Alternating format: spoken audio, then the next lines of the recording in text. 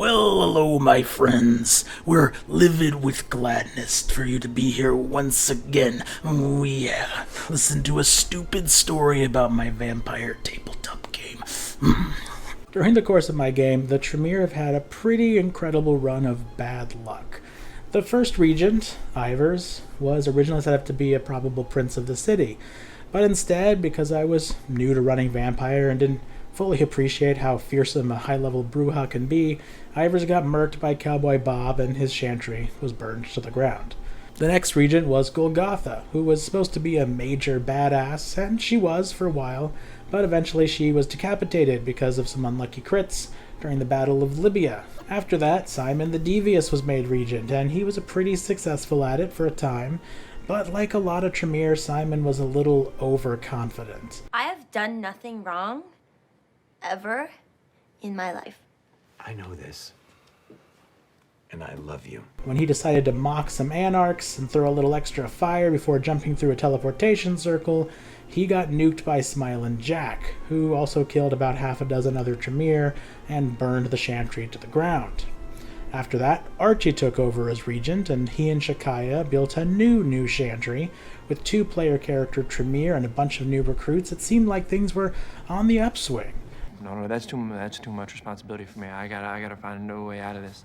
But then an ancient Zemetes who'd been sleeping in the desert for a few hundred years woke up and ate most of the Tremere in Vegas. Shakai got legs swept off a bridge in an ancient temple by an Aztec raptor skeleton and destroyed in a lake of lava, and an altercation with the Sabbat led to a gang of them attacking the chantry and, you guessed it, burning it to the ground. But all of this, the 3 dead regents, the 3 demolished chantries, the dozens of dead NPCs, and the 2 slain player characters was really just preamble to the final destruction of the LA Tremere.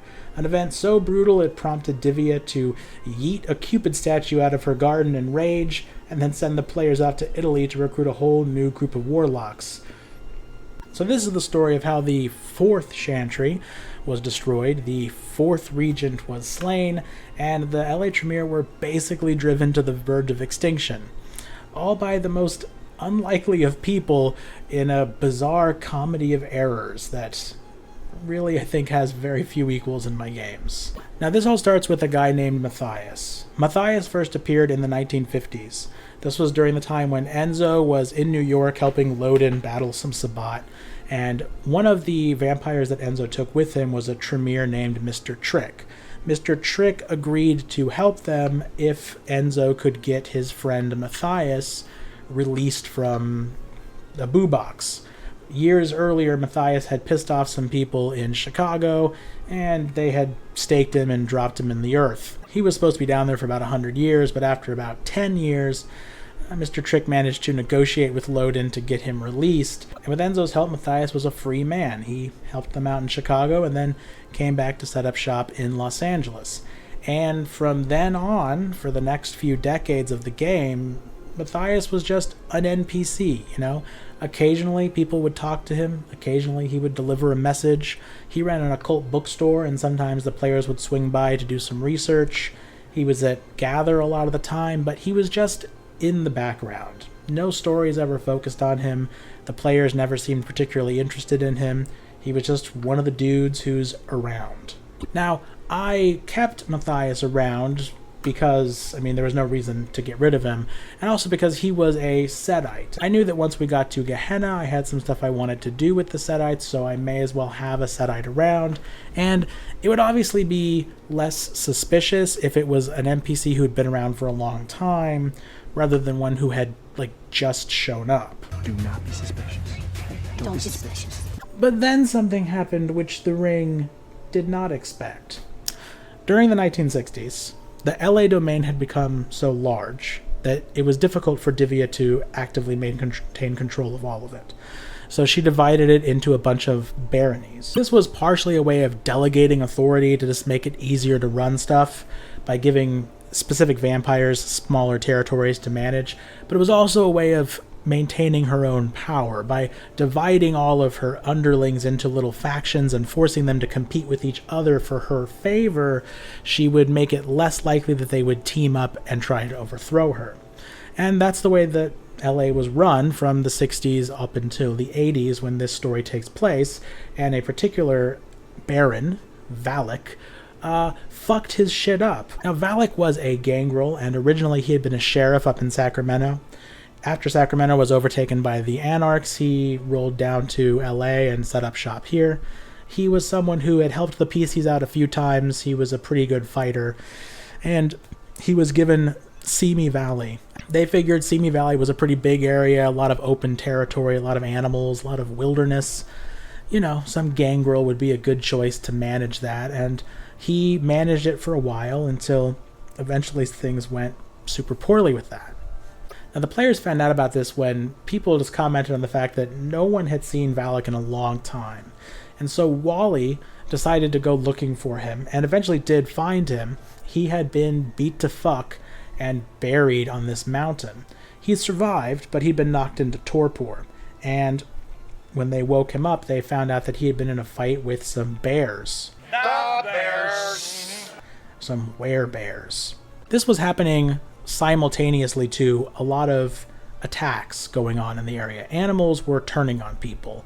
Coyotes were attacking babies. Bears were eating hikers. Pumas were running into cities and mauling people. A group of raccoons got a gun and shot someone with it. The players were trying to figure out for a while what was going on that was causing all these animals to become violent. At first they thought it was werewolves.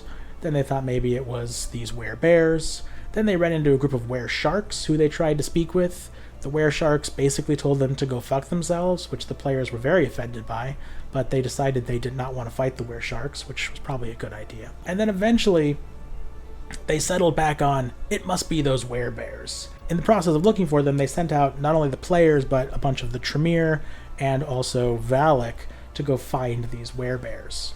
I had not read the book about werebears, because I didn't give a shit about werebears. And so a lot of the things that the werebears were doing and a lot of the things that they did don't really fit with the way that werebears typically behave in the setting, but these things happen. Basically, the idea here was that these were some bad guy werebears who had fallen to the worm, and they were using a bunch of their little magic totems to corrupt animals in the area and turn them against people. Something that certain werewolves would certainly do, but again, like I said, apparently werebears don't do that. I guess they were just anomalous bears. The players find these werebears out in a ravine, and they rush in to fucking kill them. But the fight went really badly for the players right off the bat. The bears were quite fearsome, and the players were not really particularly well strategized as far as what they were doing. The players then executed one of their patented broken retreats. If you know anything at all about military tactics, you know that the worst thing you can ever do in pretty much any situation is enact a broken retreat. And a broken retreat seems to be my players' favorite thing to do in combats. The way it works is basically like this. One of them will say, we should definitely retreat. Then two of them will be like, okay, and they will run away, abandoning their friends. Then two others will be like, no, we have this, we're not going to retreat. Then the one who originally decided to retreat will run halfway away, then start to run back. Then the ones way over there will realize, are we not retreating? They'll split up. One of them will continue running while the other one comes back. And then of the two who stayed to fight, one of them will start to retreat, abandoning the other person. So now, rather than having 5 players fighting a couple of werebears, you have a group of players scattered across an entire ravine, all of them too far away to help anybody, and they've abandoned one person to be mauled by the bears all at once. This fight went badly, and 2 player characters actually died. Both Archie, the Tremere regent, and Pete, the surfboarding gangrel, were massacred and died valiantly, fighting against the number 1 threat to America, bears. Care Bears, stare!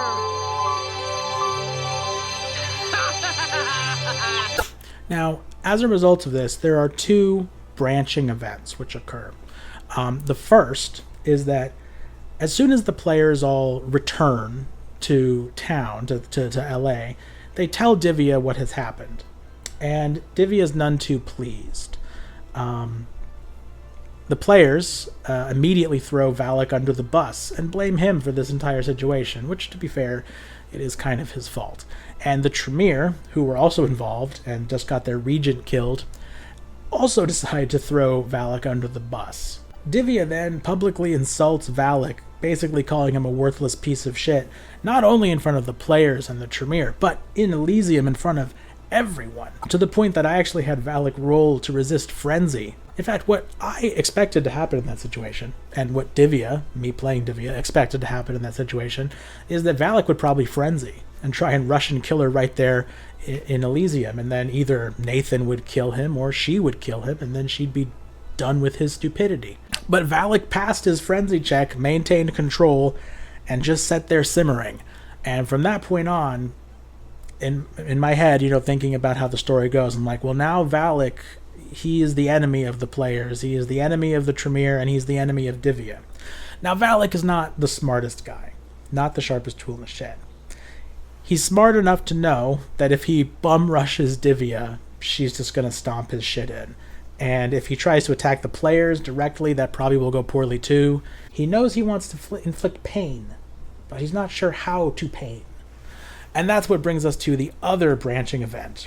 Once Archie is dead, and Shakaya just before this had died. So now the two player character Tremere are both dead. So there are two Tremere who are likely to step up and become the new regent.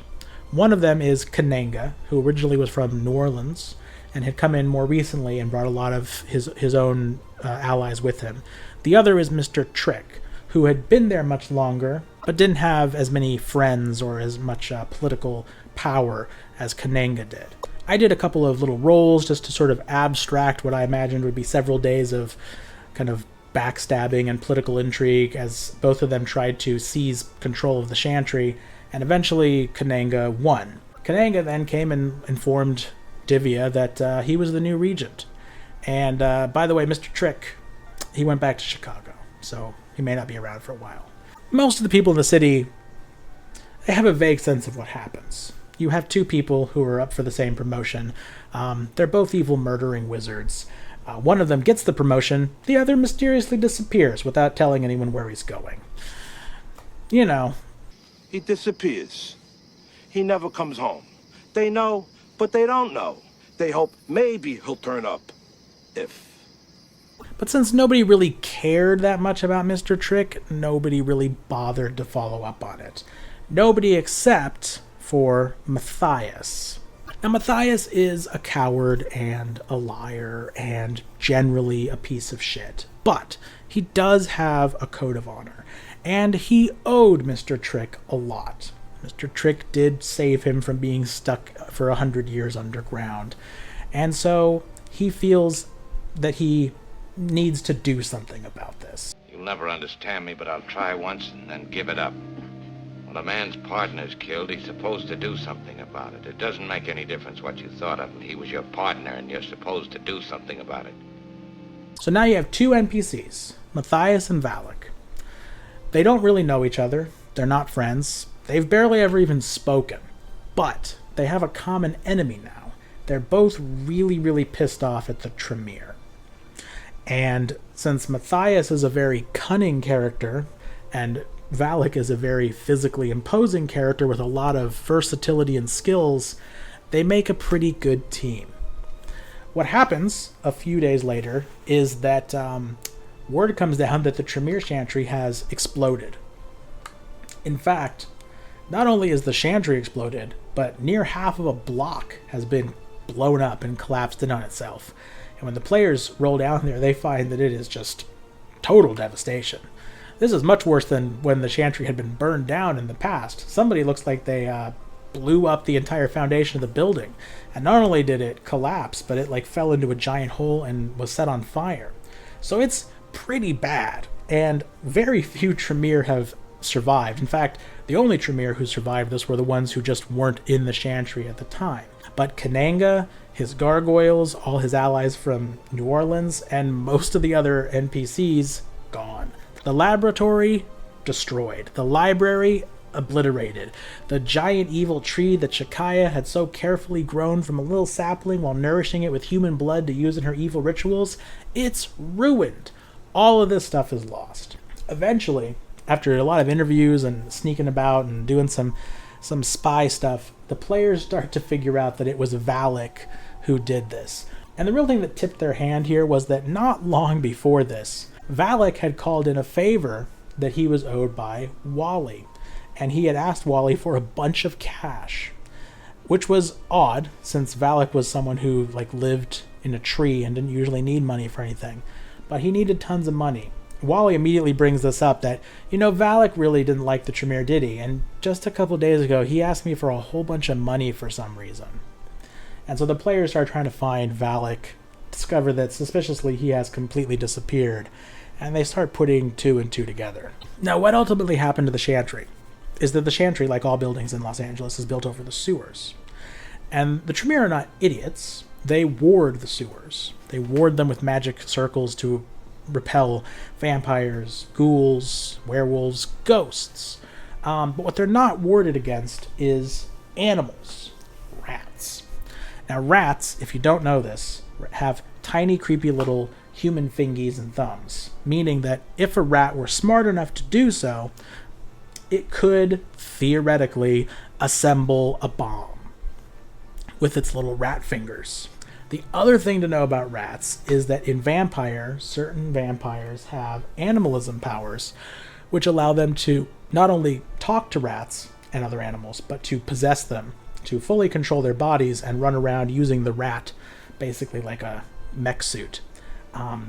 Animalism, of course, being one of the signature powers of Clan Gangrel. And pretty quickly, the players managed to track down some other criminal contacts and figure out that Valak bought a whole bunch of C4 and then, using rats, transported this C4 in little rat-sized packages, one at a time, under the sewers, planted all of these little rat-sized bombs underneath the chantry, and then detonated a massive amount of plastic explosive, enough to not only obliterate the chantry, but take out, a huge section of that block, causing tremendous devastation, killing all of the Tremere, and probably killing quite a few innocent people in the adjoining buildings as well. The best part of this, though, is that the players almost immediately, from talking to people, managed to piece together that Matthias would be the logical person who seems to have helped Valak do this. And so they roll over there to talk to him. Nathan, Cassandra, who's back in the city at this point, and also Tony Bagels, who is the new character who has replaced Shakaya, all go over there. They just show up unannounced at his bookstore, and they come in heavy to lean on him. Now, they went in there basically with the intention of let's just go stake this guy and then drag him back to Divya. And she can ask him questions. But I think because it had been so long, the players had just sort of forgotten that Matthias was friends with Mr. Trick, and they didn't quite make the connection. They made the connection that, Valak bought a bunch of bombs. Matthias knows how to get bombs. People saw Matthias and Valak talking a lot. Matthias must have sold Valak the bombs. But they didn't quite connect that Matthias was in on it. They more assumed that Matthias was just selling him bombs, not knowing what he was doing. Because, like I said, I think they forgot that Matthias and Mr. Trick were friends, and so they didn't immediately realize that there was an obvious motive for Matthias to be helping him. So they go in there, and rather than just immediately stake him, they start interrogating him in his store. These three physical monsters, any one of whom could easily crush him, and who between them have a vast arsenal of mind control powers that they could also use to compel him to tell them the truth. But they don't crush him, and they forget to use their mind control powers to tell him the truth, and they just start asking him questions. And now suddenly this weak, cowardly, completely useless in a fight Sedite is stuck here answering questions in front of these guys, and the only thing that's going to keep him from being killed is if he can convincingly lie to them. Do not be suspicious. Don't be suspicious. But luckily for Matthias, while he's not at all useful in a fight, he does have extremely high social skills, and he's being roleplayed by me. Lying is 95% of what I do. I managed to just barely talk Matthias out of being staked and dragged back to the prince, which certainly would have ended in his death, because Divya is not going to bother asking questions, or hell, if Enzo had actually been there, which I think the reason Enzo wasn't there was because the player was actually physically not in the game that week, Enzo would have immediately dominated the guy and forced him to tell the truth. Divya would immediately dominate him. The players who were there just happened to forget that they had that ability. He talked his way out of it. He weaseled through the situation. He kept his cool. He told them not a single thing that was true. He passed every single bluff check. Cassandra even kept rolling like empathy against him over and over again, and he kept outwitting her over and over again. And eventually they're like, okay, I guess he wasn't the one who sold him the bombs. Let's go. They got in the car, and almost immediately Nathan was like, I feel like that was a mistake. We should have staked him and just taken him to Divya. Like, something is wrong. I feel suspicious. This is suspicious. But it was too late, because the moment they walked out that door, Matthias was in the wind. He was in the car. He was driving. He did not pack a bag. He did not leave a note. He was gone. Now, Valak and Matthias would both show up again, and I think they both had some pretty interesting end stories. But at least for that moment, they managed to do what very few NPCs ever managed to do. They managed to fuck with the players and get away with it. Now, the ultimate result of this was that Divya was so angry, so frustrated with the fucking Tremere again getting wiped out, that she decided enough is enough. I need to bring in some heavy guns on this Tremere shit. So she assembled a group of NPCs, and who I had the players play so that they would be the ones doing this mission still. And she sent them to Italy. She called in a bunch of favors, made enemies with a lot of people, took a big chance, and sent them to Italy to this hidden fortress in the mountains, where they had to go through a whole series of annoying mini-games to break a bunch of wards and curses that had been placed on this thing to make sure that no one ever went in there, and that whoever was in there never got out. And once they finally got inside, they came face to face with an ancient, notorious, devious Tremere, one who had been locked away by his fellow Tremere hundreds of years ago. They had thrown away the key, the kind of Tremere that all the baby Tremere, they hear his name and ooh, it just burns their cockles. They don't like that. They're, no, I've heard stories. I don't want to hear about that Tremere. And all the Tremere who remember him, who are old enough, are just like, fuck that guy. A Tremere for all seasons. Timmy the Evil. Anyway, I started blasting. Bang! Bang! Well, I don't see so good, so I missed. Now, the players loved Timmy the Evil. They thought he was hilarious. They loved how curmudgeon-y he was. They loved the fact that he wore a bathrobe.